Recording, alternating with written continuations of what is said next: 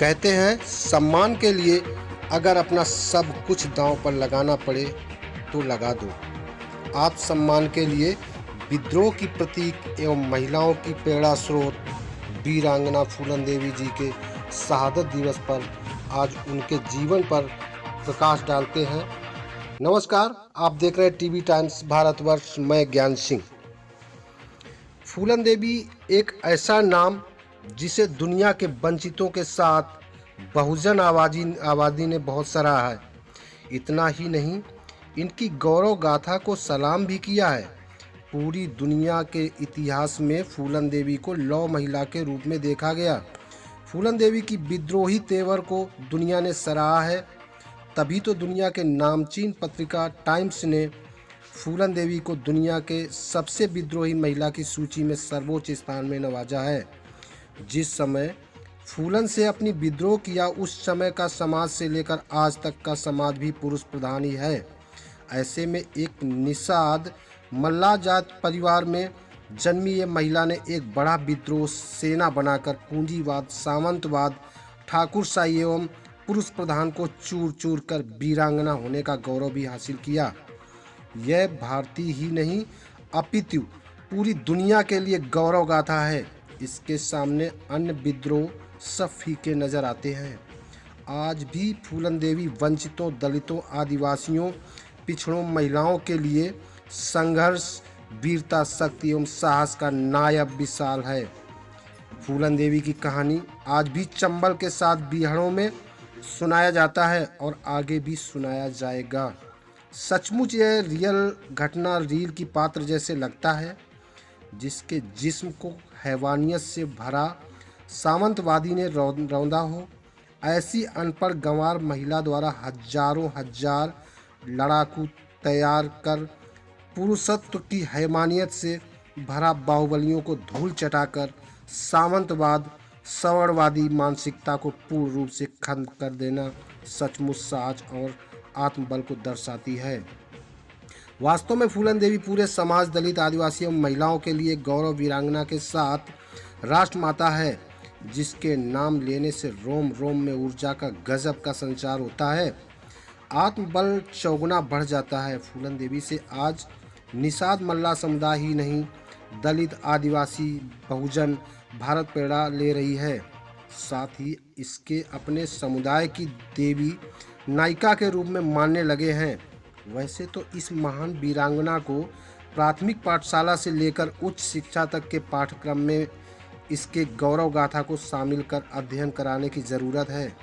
इसी के साथ ही विश्व स्तर पर शोधकर्ता भी होनी चाहिए। इस विभूति के नाम पर अंतर्राष्ट्रीय महिला शोध केंद्र या विश्वविद्यालय फूलन देवी के नाम से अनिवार्य रूप से भारत सरकार को खोलने की आवश्यकता है।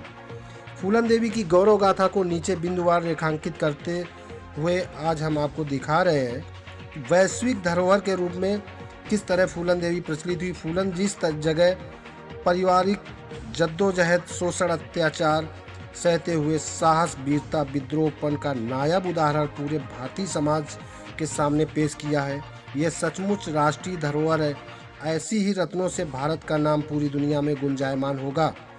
सचमुच वंचितों, दलितों, आदिवासियों, बहुजनों आन बान शान के लिए प्रेरणा स्रोत है। अद्भुत पराक्रम का उदाहरण है। ऐसे उदाहरणों से देश के लोग टूटेंगे नहीं बल्कि मजबूती से जुड़ेंगे। समुदाय में जन्मी दलित आदिवासी समाज की चीतकार है फूलन। बहुजन समाज में जन्मी इस वीरांगना की चीतकार से पूरी की पूरी वंचित तबका साहस, ऊर्जा भरते हैं। फूलन वीरता, साहस, संघर्ष, बलिदान का नाम है। इस नाम के सामने भारतीय ही नहीं अपितु दुनिया के इतिहास में दूसरा कोई अन्य शख्स फीके पड़ जाते हैं। अपने युद्ध कौशल और वीरता की गहरी छाप फूलन ने छोड़ रखी है। इनके बनाए वीरता के इतिहास से सभी दलित, आदिवासी, बहुजन समाज, भारत के लोग बार बार प्रेरणा लेकर निरंतर आगे बढ़ रहे हैं। सवर्णवाद, सामंतवाद पर गहरी चोट आर्यों के आगमन से पूर्व के समय बुद्ध काल, अशोककालीन भारत के अलावा भारतीय व्यवस्था सवर्णों के गुलाम ही रहे हैं। ब्राह्मणवादी व्यवस्था में यहाँ के शासन राजपूतों के हाथों में रहे हैं। यही सामंतवादी, जातिवादी पुरुष प्रधान समाज को उखाड़ने की बीड़ा एक मल्लापुर में जन्मी इस 10 वीरांगना ने लिया। इतना ही नहीं, इन्होंने उस पूरी की पूरी व्यवस्था को कई बार नष्ट कर इनके गुरूर को भी राख में तब्दील किया।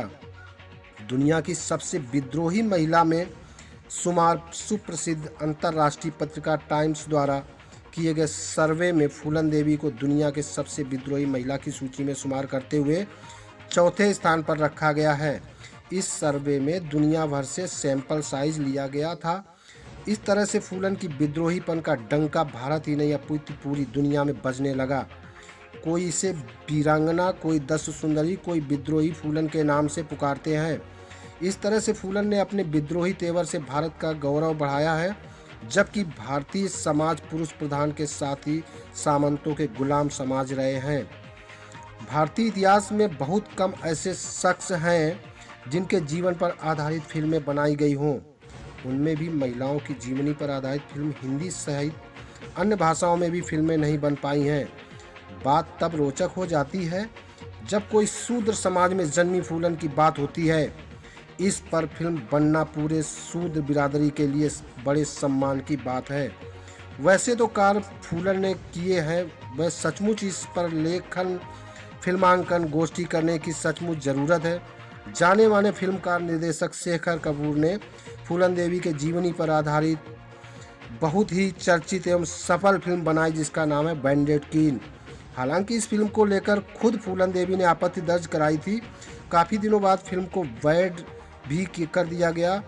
इसके बावजूद आज भी लोग फूलन की वीरता एवं पराक्रम को देखने के साथ ही किसी महिला के साथ हुए जुर्म एवं अमानवीयता को फिल्म में देखने का साहस लोग भी बड़ी मुश्किल से कर पाते हैं। इस तरह से फूलन को रियल से लेकर रील तक काम हुआ। 10 सुंदरी का सामाजिक खिताब भी रहा है। भारतीय इतिहास और अनार संघर्ष का रहा है। यहाँ के अनार मूल निवासी को 10 राक्षस, दानव, असुर आदि नामों से किया गया है।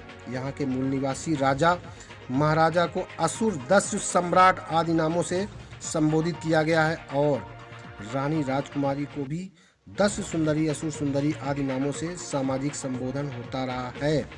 ब्राह्मणवादी साहित्य लेखकों ने अनार्यकालीन मूल निवासी शब्दों को नकारात्मक रूप से साथ ही भद्दी गाली के रूप में परोसने का भी कार्य बहुत ही धूर्तता के साथ किया गया।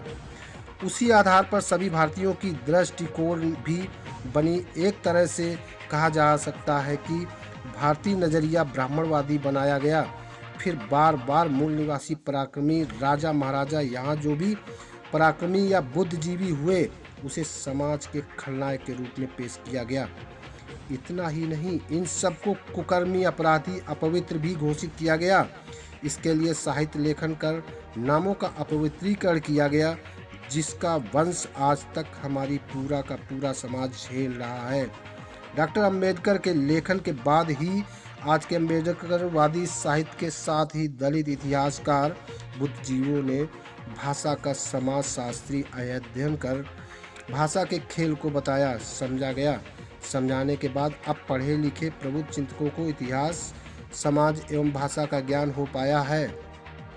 तब जाकर समझ पाए कि अनार लोग ही असुर, दानव, 10 राक्षस कहलाते थे, जिस पर हमें गर्व करना है। इस तरह से देखें तो फूलन विद्रोही गाथा का सौंदर्य शास्त्र दृष्टिकोण से फूलन एक महान 10 सुंदरी है।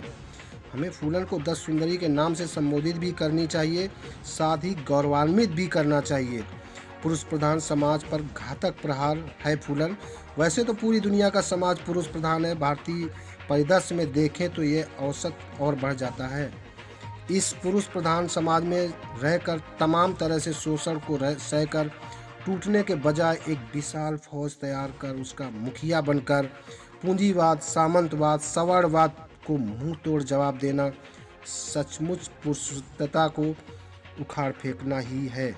इस तरह से फूलन देवी ने पुरुष प्रधान के बीच में से निकलकर पुरुष वर्चस्व को तोड़ा है। सालों से पुरुषों को अपने बाहुबल के घमंड के चलते सालों से नारियों पर शोषण, अत्याचार आदि करते आए हैं। ऐसे में एक महिला का उस पुरुषों के दमन और अत्याचार का खुलकर साहसिक विद्रोह करना पुरुषों के गुरूर और घमंड को चूर चूर करना, ऐसे विद्रोह से भी ही मिथक का द्वार बंद होता है। साथ ही उम्मीद की नई किरण समाज को प्रकाशन करती है। शिक्षा से ज़्यादा आत्मबल जरूरी है। सभी समाज में महिलाओं को शिक्षा से हजारों सालों से वंचित रखा गया है। ऐसे में बात आती है, नारी पढ़ेगी तभी विकास गढ़ेगी, समाज में बदलाव लाएगी। यह बात 16 आना सही है। इसके इतर मानव के लिए आत्मबल बहुत जरूरी है। फूलन देवी के ऊपर यौनिक हिंसा के साथ वह सभी तरह के शारीरिक एवं मानसिक प्रताड़ना की शिकार हुई। इसके बावजूद वह टूटी नहीं और भी अधिक मजबूती से जुड़ी रही। अपने साथ हजारों लोगों को जोड़कर सभी तरह से शोषण अत्याचार का करारा जवाब इन्होंने दिया। फूलन देवी की जीवन यात्रा पर अध्ययन करने पर पाते हैं कि शिक्षा से भी अधिक महत्वपूर्ण आत्मबल का होना है। जिस तरह से अमानवीय कृत्य फूलन के ऊपर घटी, अगर कोई दूसरी महिला के ऊपर घटती तो आत्मबल खोकर कुछ भी कर सकती थी, क्योंकि आज भी समाज में महिला के पास पुरुषों की गुलामी स्वीकारने व आत्महत्या के अलावा कोई दूसरा विकल्प नहीं दिखता है। चाहे आप कितना भी शिक्षा लिए हों, फूलन देवी में गजब का आत्मबल देखने को मिलता है। यही साहस एवं आत्मबल वंचितों के लिए संजीवनी का कार्य करता है। सेना नायिका के रूप में पूरे दुनिया के इतिहास में एक सेना नायिका के रूप में महिला का होना, इनमें सेना द्वार खुलकर विद्रोह का बिजुल बजाना, यह किसी आश्चर्य से कम नहीं लगता है। लेकिन यह कीर्तिमान स्थापित किए हुए बहुजन समाज के इस वीरांगना ने, जिसके एक आदेश से सामंतवादी, पूंजीवादी, सवर्णवादी ताकतें थर आती थीं, एक बहुत बड़ी सशस्त्र सेना की नायिका होने के गौरव इस बहुजन महिला को हासिल हुआ है। यह पूरे भारतीय बहुजन समाज के लिए प्रेरणा है। गांव-गांव एक शूद्र किसान परिवार से निकलकर विद्रोह करने के बाद सशस्त्र विद्रोह को छोड़कर 11 बरस जेल में बिताया। इसके बाद 1976 में फूलन देवी ने समाजवादी पार्टी के टिकट पर उत्तर प्रदेश के मिर्जापुर सीट से लोकसभा चुनाव लड़ा और रिकॉर्ड मतों से जीत हासिल कर संसद के गलियारों में कदम रखा। इस तरह से जनता ने एक अपने नेता के रूप में हाथों हाथ लिया। वास्तव में यह वीरांगना वीरता हथियार के बल पर ही नहीं अपितु आम जनता के बीच सम्मानित रही। महिलाओं की प्रेरणा स्रोत फूलन देवी पूरी दुनिया की आधी आबादी यानी महिलाओं के लिए प्रेरणा स्रोत है। ऐसी विलक्षण प्रतिभा हमें कहीं भी देखने को नहीं मिलती है। आज पूरी महिला बिरादरी फूलन के युद्ध कौशल वीरता को सलाम करती है, जिसने अपने शोषण अनाचार को ढाल बनाकर तपस्या और खूब पिरोया, तब जाकर सवर्णों को ललकारते हुए उनकी बनाई दीवार को एक ही बार में ढा दिया। महिला सशक्तिकरण की नायब विशाल फूलन को के शहादत दिवस पर उनको सत सत नमन।